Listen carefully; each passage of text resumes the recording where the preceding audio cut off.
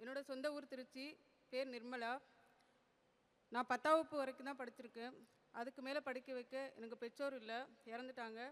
அதுக்கப்புறம் பார்த்திங்கன்னா பெரியப்பா வீட்டில் தான் இருந்தேன். ரொம்ப கொடுமையாக அனுபவித்தேன். அதுக்கப்புறம் நான் என்னோடய திருமண வாழ்க்கையை நானே ஏற்படுத்திக்கிட்டேன். அதுவும் எனக்கு சரியாக அமையலை. சண்டையும் சச்சரவுமாக தான் போயிட்டு இருந்தது.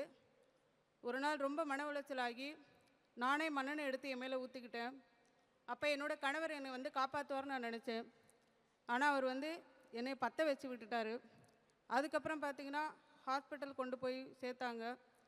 சேர்க்கும்போது டாக்டர் சொன்னது 2 மணி நேரம் தான் உயிரோடு இருப்பாங்கன்னு சொல்லிட்டாங்க. அதுக்கப்புறம் திருப்பியும் ஹெவி ட்ரீட்மெண்ட் கொடுத்து சரியாகி வந்தேன். அதே ஊரில் நிறைய கடனானதுனால என்னால் அங்கே இருக்க முடியல. சென்னைக்கு கிளம்பி வந்தேன். சென்னைக்கு வந்தாலும் வீட்டை விட்டு வெளியில் வர முடியாது. ஏன்னா என் முகத்தை பார்த்து எல்லாருமே ஒதுங்கி தான் போனாங்க. நடுவில் என்னோடய கணவர் என்னை விட்டுட்டு போயிட்டார். அதுக்கப்புறம் என்ன பண்ணுறதுன்னு தெரியல. வேலை தேடி பல இடத்துல அலைஞ்சேன். வர சொல்லுவாங்க, நேராக போனாக்க என் முகத்தை பார்த்துட்டு வேலை இல்லைன்னு சொல்லி அனுப்பிச்சிடுவாங்க. என்ன பண்ணுறதுன்னு தெரியல. நானே ஒரு சுய தொழில் ஆரம்பிக்கணும்னு முடிவு பண்ணேன். ஆனால் என்கிட்ட 10 பைசா கிடையாது.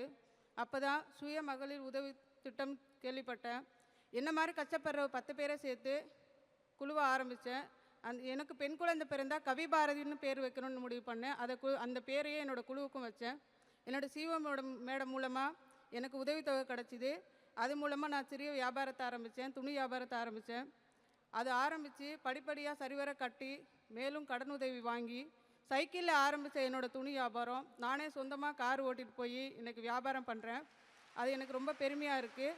அது மட்டும் இல்லாமல் இந்த 4 மாதத்துக்கு முன்னாடி மறுபடியும் சுய உதவிக்குழு மூலமாக கடன் பெற்று சின்ன ஹோட்டல் ஆரம்பிச்சிருக்கேன்.